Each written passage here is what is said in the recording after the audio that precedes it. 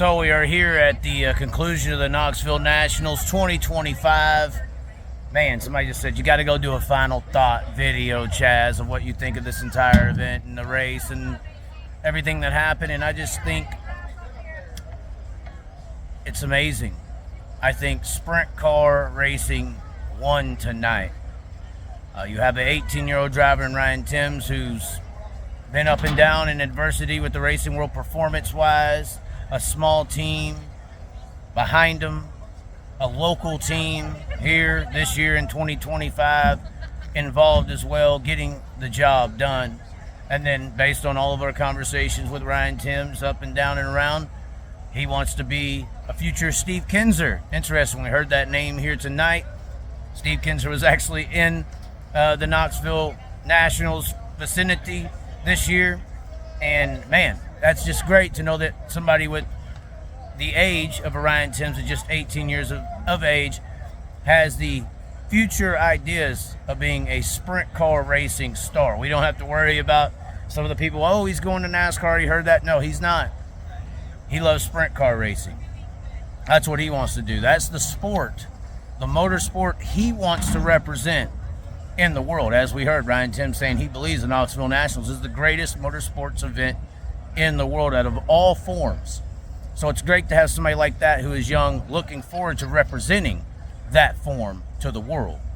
It's also great that we had the current best driver in sprint car racing come up through the field in David Gravel, pass a mid-pack-ish competitive, top 10 competing driver in Kyle, who was running mid-pack most of the race, because sprint car racing, surprisingly, you know, we got some pretty damn good drivers in these amazing race cars.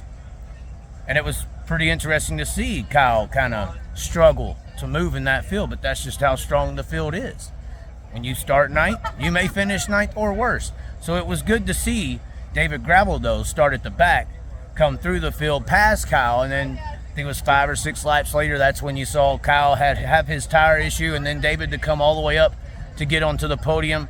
Extremely impressive for David Gravel to represent sprint car racing in that way, with the adversity and things we have seen here recently between Kyle and David.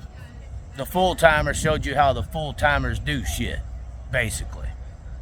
And that's why he was mid-pack most of the race. I'm not trying to make this a Kyle deal. I'm just saying sometimes he gets pushed and elevated by people, more so than maybe media sometimes, but people, as just so much of a higher step than everyone else out here, and it's just not true.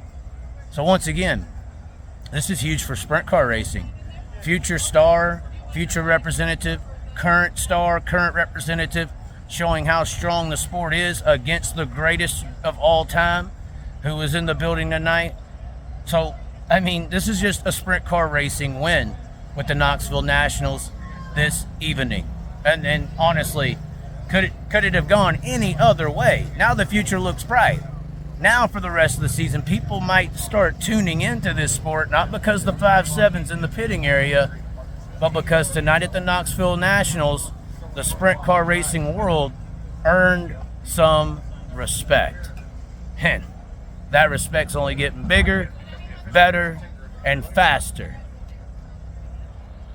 Hopefully in that faster process, we do create some potentially safer race cars. My thoughts, my feelings out to Brian Brown, Justin Whittall, who were in some pretty bad wrecks this week. I do believe personally that these bad wrecks we have been seeing is, hey, I know you keep criticizing me when I say this. Oh, we don't need to be like NASCAR and have Gen 10s, and we're on Gen 1. Okay, we've been on a Gen 1 sprint car ever since the down tubes came out. Maybe that's Gen 2 or 3, I don't care. Whatever, sprint car, for how long? There's no room in these cars for even the newer evolved seats, which is why the safety's better today. It ain't because the dimensions have changed, it's because of the seats, the suits, the helmets, the Hans devices, everything but the car has evolved to the point, once again, that even some of these seats that are extremely safe don't really have room to even fit properly in the vehicle. So, in my opinion, traditionalists need to get out of the way, stop the progression of the sport due to this edge kind of feeling you want it to be so dangerous. It's going to be dangerous no matter what. You can give them another 4 inches in diameter in the cockpit and some room to move around when things go crazy in these crazy race cars, and it's still going to be dangerous. There's still things could still happen. But once again, I got really upset about this yesterday. Speaking, people were asking me about Gold Cup.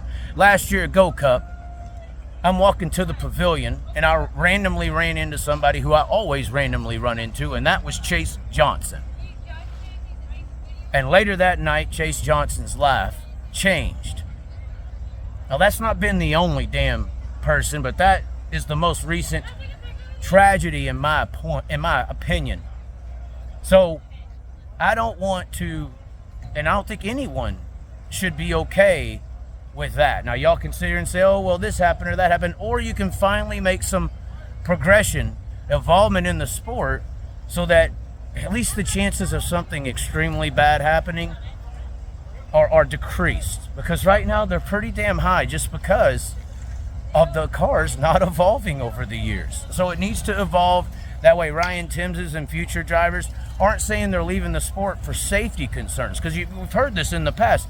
NASCAR and all these other forums, it's not as dangerous and all this, and I want to have a long career and stuff. Now, once again, I'm not saying that's going to happen, but it can, especially with the vehicles we have. So I think progression in the vehicles is the next step for the continual growth of sprint car racing that it is going to have. We are winning, not only just on the track, but in the world. We are winning. And maybe we can win in some other ways in that climb to the top of the sprint car mountain. Anyways, that's just my opinion. That's what I think. I ain't sitting here trying to say I'm right, say I'm wrong.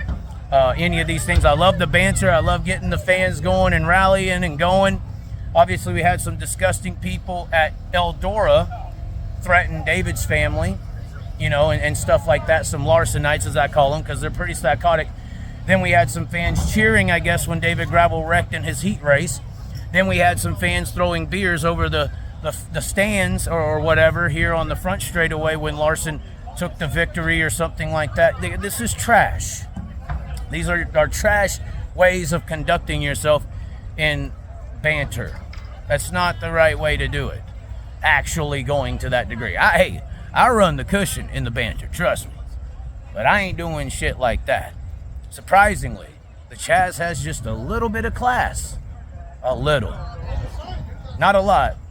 But whatever that was, whatever that is, whatever y'all are doing is not right. And hopefully y'all can back that down too. But the rivalry is great.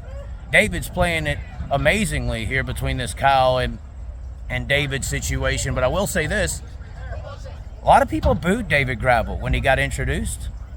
But I think a lot of David Gravel fans are still in the grandstands. They're just being quiet when that happens.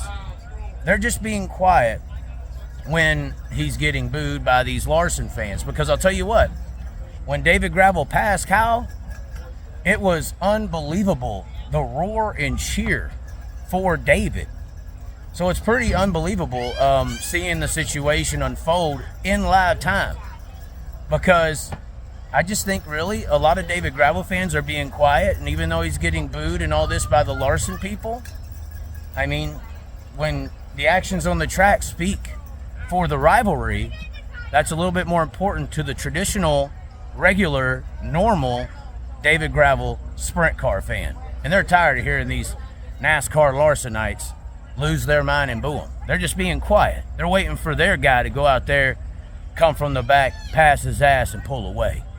But anyway, I'm not quiet. I get a little more vocal. There's obviously some vocal fans, but that's not how the world always works. We're all different flavors and different colors. Anyway, here from the Knoxville Nationals, my final thoughts, just what I think.